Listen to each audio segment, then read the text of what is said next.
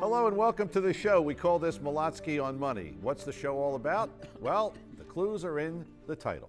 We'll be discussing money, specifically investment strategies, taxes, estate planning, insurance, and many other topics, all of it designed to help you and your family improve your overall financial picture.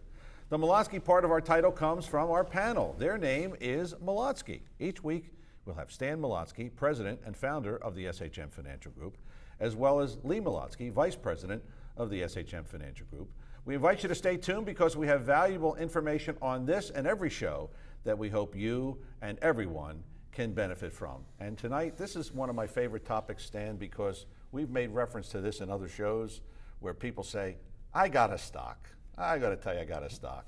And this thing is going to be phenomenal. And we're titling tonight's show, When You Should Consider Selling a Stock. But we may throw in, Stan, when do you buy or when do you think about buying? We can intersperse that, sure. How many times have you gotten that? My neighbor, my cousin? You get it more in various cycles within the marketplace. Like right now, the markets have been relatively strong for the last year or so. So as you get closer to, let's just say, the possible end of a cycle, you get more gee whiz, I think I should be doing this, that, and the other thing because I heard this, that, and the other thing at this place or that place. So we're hearing more of it than we have had in the last 3, 4, 5 years. So Lee, virtually every week I get an email and it says something like this. It's like a script, and it'll say, here's a stock that is now at 2 cents and it is projected to go to 25 cents. So that's a rate of return of, well, we'll figure out the numbers from 1 cent to 25 cents. And you should buy this right now. Talk about something like that. You're better off taking your $1,000 and driving 15 minutes from Brigantine to Atlantic City. Okay. Okay. That's where I live, by the way. That's why he's making reference to that. A beautiful place, by the way. And it's when you're dealing in penny stocks, it's as close to gambling as you possibly can get. It's regulated, somewhat unregulated or regulated gambling. So a penny, and there's nothing wrong with that if it's a small portion of your portfolio. A couple $100 maybe? Well, you're better off not, but you're literally better off. The odds are probably better to take it and go to Atlantic City and have some fun with it than it is to buy a penny stock. But if you, in your whole picture, I don't personally find anything wrong if it makes up 1 or 2% of your assets. And if you have $100,000 and you want to play with 1,000 in penny stocks, go play. It gets you interested and involved and whatever, but the chances of something working out are slim. Okay. About as often as buying and winning a lottery. Right, which your odds are very, very slim. Stagnant. Now, however, every so often, you'll see a penny stock do extremely well and will break out. But not, that's the exception more than the rule. Of course. Okay. We're talking about tonight when you should consider selling a stock. We have a couple of points to bring out for you so that you can kind of help understand this a little better. When your stock has a high PE ratio in comparison to its peers. Stan, you want to explain this one? Well, all stocks sell at a price based on either their current earnings or what their anticipated earnings are going to be.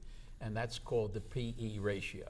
And you look at a particular company, and if the price-earning ratio is, let's say, 10 or 12, and all the companies in that particular grouping are selling at a lower price-earning ratio than the 10 to 12, let's say 7 or 8 or 9 or 10, and yours is at the higher end, then it's probably at the upper crest of its movement because it's at a higher ratio than the rest of the companies in its group. So you would sell at that point? You would consider selling it only because it's higher in value than the rest of the companies in its group.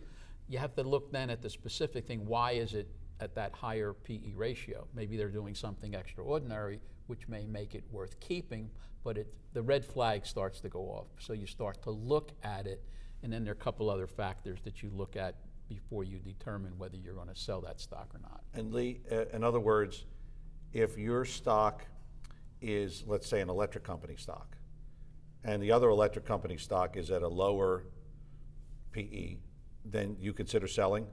Or doesn't that matter? Does it just matter the price to earning? The word is relative. So the price earnings is really comparing the price of that stock relative to its earnings. So you want to look for a price of a stock that is low relative to its earnings rather than high.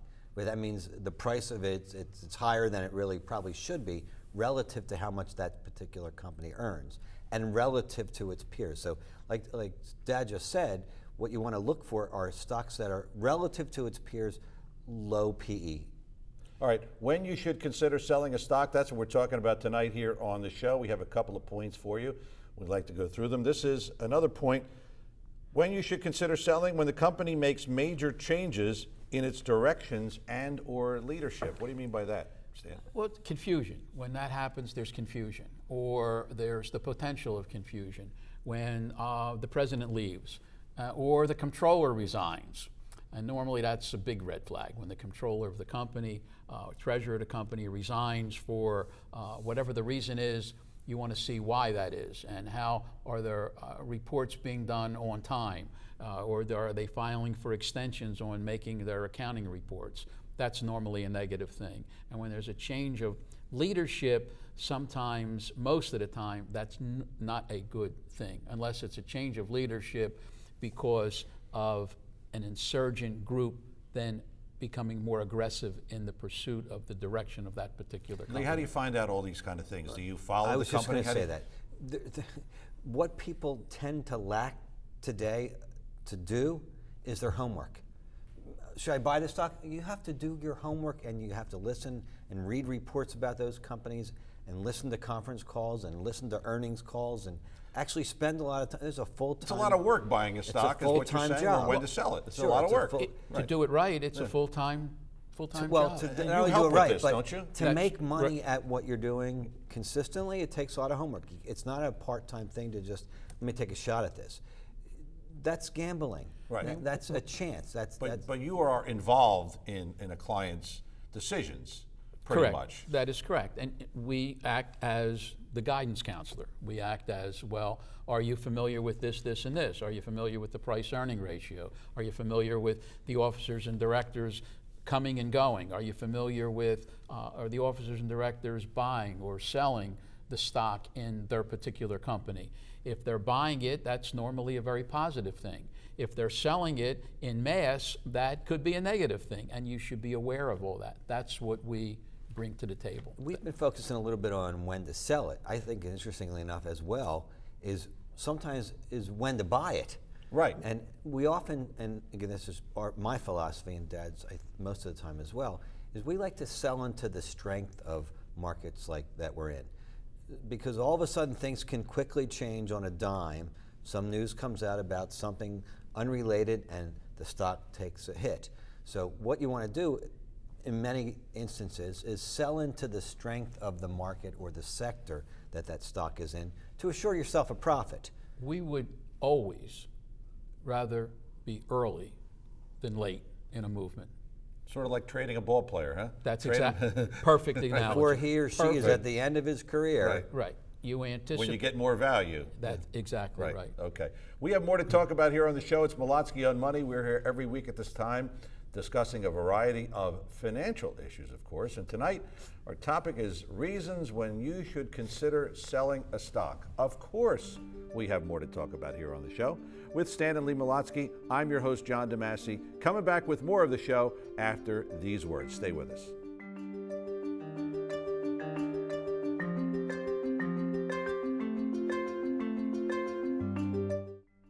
Just as it's extremely important to have your automobile's brakes tested, we think you must have some type of safety net provisions in your financial plan. How are you protecting your bond positions from rising rates? How are you protecting your stock market gains from market sell-off? Do you have the proper provisions in your financial plan to assure that your income lasts as long as you do? Are you keeping up with inflation? Call 1-800-MONEY-SHM to schedule your safety net review.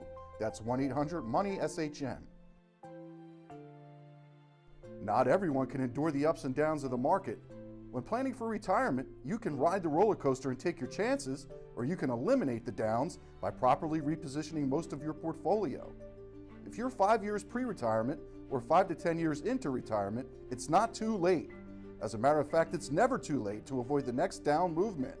Call the SHM Financial Group at 1-800-MONEY-SHM or check us out on the web at shmfinancial.com.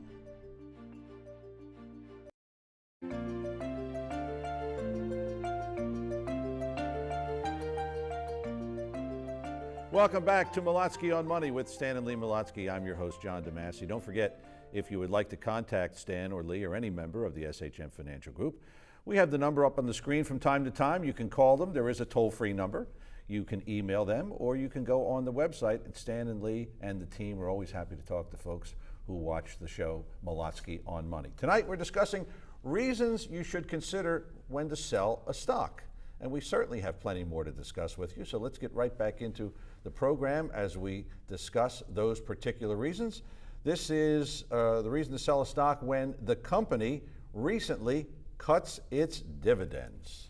I like this one because now you're getting less of a dividend. So to me, Stan, it sounds like something's going on. So Not in a positive way. right, not in a positive way. So right. therefore, again, it's an indication that the fortunes of the company have turned, and normally not for the betterment, for the negative. So therefore, again, it's a factor. Little red flag goes up, and when you count the red flags, if you have enough of them, then you have to move away from the stock or the mutual fund or the ETF that you are in turn holding. And we have a rule of thumb that we like to utilize. It's our 7 to 10% rule, which basically says if a stock deteriorates 7 to 10% in price from what you paid for it or where the price currently would be, then you should give serious consideration to stepping aside because maybe the trend has changed. 7 to 10%. That's, again, That's sometimes kind of it's your less.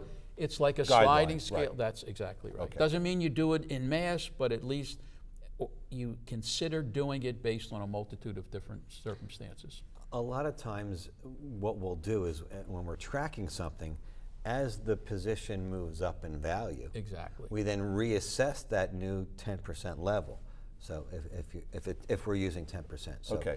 Reasons you should consider selling a stock, that's what we're talking about tonight here on the show. We have another reason you should consider selling. When the company's competitive advantage is in danger. Now, Lee, what is this? How do you find this one out? Well, again, you have to do your homework. You have to spend time watching and analyzing and reading about. It's like your child or your children. You need to know them inside and out, know their behavior, know their patterns, and understand as best you can on anticipation of what you're laughing. I'm laughing. We're I'm laughing laughing. at him because I'm still trying to figure Lee- it out. Really? It's- 50 Lee some has odd years twin later. girls. Yeah. Lee has No, twin he's girls. coming and from. you're talking about It's- sons that are, one's in his 40s, one's in his 50s. So that's why we're laughing about this. It's You a don't great know my analogy. next. You don't know. You don't know my You next. still move? don't know his next, what, 51? You still don't know his next move, right? Watch this, I'm going to jump on the table. I'm sorry. So, again, the idea is to anticipate, do your homework, watch and analyze, and spend time reading about that which you own. You own it. So, therefore, if you own it, know it and understand it and what they're involved in. If you see a competitive, down the road, disadvantage, some other companies have bought institutions that are now kind of eating into your territory, so to speak, maybe it's a good time to punt. And that's the. I mean, it's a perfect example. You look at a company like Apple, great company, a lot of cash. You know, the stock was $700-800. Now it's around 400. What happened? Well, as other companies became more involved in their product line, their competitive advantage totally changed, and the stock in turn has dropped substantially in value. Where it is here, again, it may be an interesting value for some people, or maybe people are waiting to see what their next particular product will be in order to attract people to it. I will tell you this, from my humble opinion, that the adage, the old adage of buying and holding, is dead. Yeah, that's been going for a while. Well, hasn't it? it has, but many people still believe in that stuff. So, buying something, quote, for the long run, in my opinion, is a joke. You really have to stay involved with something, and if there does become a competitive disadvantage, cut and move on. Okay, we have reasons that you should consider, when you should consider selling a stock here on the program. That's what we're going over tonight here on the show. Kind of as a corollary to the last one, this is the company's sales are stalling or falling. Now back to your Apple example, Stan. Now the competition comes out. The stock was almost 800, now it goes to 4.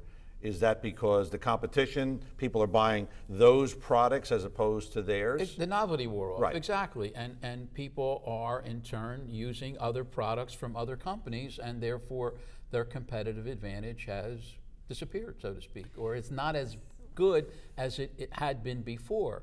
But here's a company sitting, and we're not recommending the stock to buy or sell or anything because we don't know the particular ingredients of the client, but company's sitting on a lot of cash. And if you believe in the ability of the company to turn it around, then this is a kind of situation one might want to look at. And if you owned it, and if you own any stock, I think you have to ask yourself, if I didn't own it, would I buy that stock that I do own today if I didn't own it? And if you say no, do you sell? Then you have to give serious considerations to ask yourself, well, what am I holding it for? And why not consider disposing of it? Then you have to look at the tax considerations and other things. But basically, again, it's another little red flag to check and say, okay, this puts it into the column that I have to seriously consider getting rid of it and moving on to the next thing. I think the competitive disadvantage with Apple has been that they're just slow to move on innovative and utilization of their cash, and owners of Apple are frustrated. So again, the idea of discussing Apple is to point out competitive disadvantages that it has. And sales falling. Right, okay. As other companies come into their area of expertise, so to speak. Okay, we have one more to show you here on the show, and then we're going to get into some email questions later on. But this is the company's earnings and profit margin and earnings are shrinking. Yeah, these are all All bad. kind of these are all tied bad together, signs. right? These are all bad signs. Exactly. And one of the things that you mentioned earlier was a change at the head of the company, the CEO, CFO, whomever leaves. Sometimes that's actually an advantage when they're replacing someone that's in a company like this. They bring somebody in, like a Yahoo brought a young lady in, very, very bright engineer, who has turned the company around significantly, and the value of the stock has gone up. So sometimes a change at the head of the company is a very good thing, and often a sign to buy into the company as opposed to sell. Well, another thing to look at in conjunction with that, and one of the things I look at ongoing all the time, are what are the insiders in the company doing with their stock? Are they buying the stock or are they selling the stock? And that normally gives you an indication of what they think of the particular company, and also the amount of shares that they are buying or selling. It also gives you an idea of what they think of I that remember in 2008, in June of 2008, on the radio show, Stan Molotsky said, the amount of insider trading is at the highest it's ever been. I don't like this. I think the market is in for a serious correction. And what happened in September and October of 2008 was the biggest drop. And that was right. I mean, you had looked at that and studied it for a long time. Well, there are different indicators, and the insider selling in relation to the buying is normally heavier because of stock options and different things, estate planning purposes. So you always have the predominance of selling to buying, but when the ratio gets out of whack, and it was at that particular point, and it has been over the last so many months, higher than it historically has been, again, it's another little red flag that goes off that says, hey, wait a second, let's start to be a little bit more cautious in that company or in the markets themselves. More to talk about here on the show. Molotsky on Money every week at this time, discussing a variety of financial issues. Tonight, when you should consider selling or maybe even buying a stock. And we have plenty of your questions coming up with Stan and Lee Molotsky. I'm your host, John DeMasi. More of tonight's show after these words. Stay right there.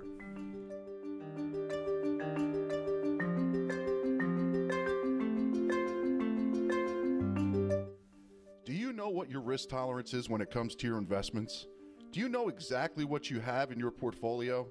The SHM Financial Group have developed a very important program called a financial stress test. It's simple, quick, and can help you in your future financial plans. Contact the SHM Financial Group to schedule it. Offices in Collingswood, Voorhees, and Lakehurst, New Jersey. Call 1-800-MONEY-SHM. That's 1-800-666-3974. Call us to discuss the reverse mortgage concept. If you should decide to proceed, you're required to go through a 60-minute phone or office interview. We will provide you with a list of HUD counselors you can call who will provide you with the counseling. Call us at 1-855-HUD-REVERSE. That's 1-855-483-7383.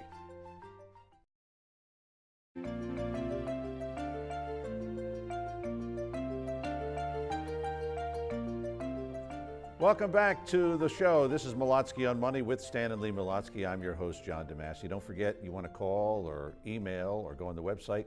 Stan and Lee are always happy to talk to you, whatever your question happens to be. And if you want to sit down with them and go over your particular issue, situation, and even you want to get that Social Security maximization report, which we mentioned last week on the show, it is complimentary for those who watch the program each and every week.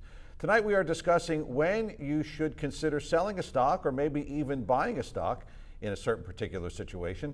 And we always like to go to your questions. People either email us or contact us in a variety of ways. And we're going to go to our first question tonight here on the show. This is Bill from Philadelphia, and Bill says, I bought Facebook when it first came out.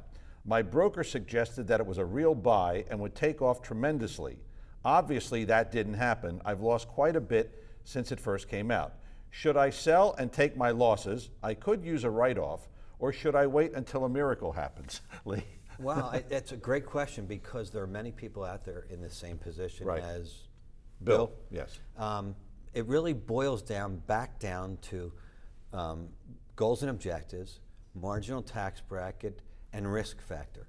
So goals and objectives, what are his objectives? If he could really use a write-off, punt, move on. Later on, if he wants to buy it back, he could buy it back. But if his objectives are he could use a write-off, sell it off. If he has patience and whatever, and he believes still in Facebook, many of us still do, maybe he should buy more at this level to even out the $40 purchase price perhaps that he purchased it at when it came out. Maybe he's now at 24. So maybe he should buy in at a lower level of 24. He has shares that are now at 24. If it moves up to 30, now he's made a profit on those shares. On the ones that he bought at 24. That's right. correct. Okay. So again, all based upon goals and objectives, marginal tax bracket if he needs the loss, and his belief in Facebook as to what they're going to do in the future. Facebook's made a lot of changes, a lot of competitive advantages, a lot of things that they didn't address early on. Hopefully they'll turn it around. Stan? And they have a lot of cash. A lot of cash. And you've always said that when they have a lot of cash, there's potential. Exactly. Correct? I mean, you're looking at, if you look at the book value in relation to the cash is substantial. But there's ways that you can buy these kinds of companies without buying the company. For example, there are closed-end funds that own pieces of Facebook and a multitude of other companies where you could buy into this closed-end fund and you own a substantial amount of Facebook and Twitter when it comes public and 3 or 4 other companies on the verge of going public, and you're buying those shares at a discount to their actual cash and a discount to their actual book value. Your risk is minimal and the upside is pretty interesting if those companies take off and do exceptionally well. And it's just another way of looking at how you want to maximize your potential return and also lower the amount of risk that you want to take. In this particular email question, if he sold that stock, take the loss, consider a disclosed end entity that owns it, and you still are participating in the adventure of and the potential upside of the Facebook, and at the same time you've taken the loss. So there's a multitude of different things you can do all within the marketplace to take advantage of what's going on. 2 things, by the way. Assuming that this gentleman owns Facebook outside of an IRA, he can take the loss. If it's owned within his IRA, he can't take the loss. Okay. Secondly, the amount of volume on a daily basis on the exchange today, 75 to 80% of the volume of stock purchases and sales throughout the day, 75 to 80% is done by high frequency trading organizations. Not by the public. Not by the Mutual funds, the you mean? individual. Well, not necessarily mutual funds, but Hedge funds, Hedge funds, different, okay. right. yeah, All right. it's major today. So it's more and more difficult to actually make money in the stock market today because of the way trading occurs. Okay, we have more questions here from folks who have written in to our show. This is from Charlie in Sicklerville, New Jersey. He says, my brother-in-law, who we call Mr. Know-It-All, says he constantly buys and sells stocks and never loses money. Yet with his lifestyle and other things that we know, I find that hard to believe. Is it possible to never lose money in the stock market? Yes, it I is. found this question to be a little funny, though. It is. It's possible never to lose money in the stock market by never being in the stock market. Right. Okay. Otherwise, the answer is no, you can't. It's impossible. It's kind of a funny question because they call him Mr. Know-It-All. Well, Obviously, this is the kind of person that we were talking about, Lee, earlier in the show, where people say, oh, I know about that stock, or I know about that. That's the guy that never loses anything, right? Right, correct. He'll tell you about all his winnings, Right. but he never tells you about any of his losses. Same as the guy who goes to the casino and says, oh, I won $4,000 the other night. Yeah, but how about the other 20 times where you lost so much, I mean, right? you have to put everything in perspective. Okay. Again, it is like you have to be realistic, and the answer is no. Right, okay. Next question here. This is from, let's see who we have here. We have Herb in Elkins Park, PA. He says, I have several hundred shares of one of those stocks that have paid dividends consistently and have never stopped paying them for like the last 50 years. I've just encountered a situation where my grandson needs money for college. His parents can't help him, and I'm thinking of selling a good portion of this stock to help him pay for college. That would create a tax problem for me, wouldn't it? I'm talking around $100,000 plus. 100,000 of profits or just Profits, yes. Okay. Well, yes, it would create, if he sells the stock, it's a taxable event. Right. But it's a long-term capital gain event, so based on his tax bracket, the maximum tax on the profit, might be anywhere from 15 to 20%, depending on his tax bracket.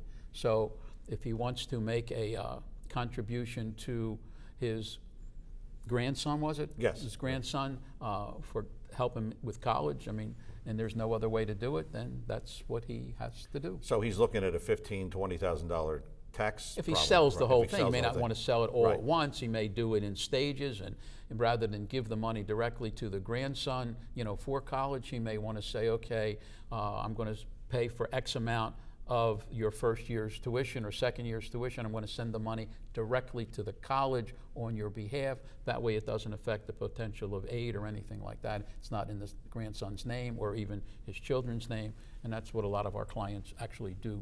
But Lee, there's still a tax issue there. There is correct? still a tax Yeah, unless he can wait, if he sells a portion of half of it now, 50,000 now, 50,000 in January or January 2nd or 3rd of next year, 14, then he can defray half of the gains until. Well, part of the process, and the planning process Again, I'm sorry, is to interrupt. plan for this. What he might be able to do, again, I don't know if he's Mr. Know-It-All No, he's either. the guy before. I know that. But he may be Mr. Know-It-All. He doesn't have any losses. He may be able to offset the gains on this stock with losses from other positions and does tax loss harvesting where there may not be a profit based upon other assets that he sells. And that will put the wraps on another edition of Molotsky on Money. Don't forget, if you want to contact Stan or Lee or any member of the SHM Financial Group, the phone number was on the screen, email, or go on their website. For Stan and Lee Molotsky, I'm your host, John DeMasi. Always a pleasure. Thanks for watching. Good night, Alexa. Good night, Janet. Talk to you next time right here at Molotsky on Money. Take care.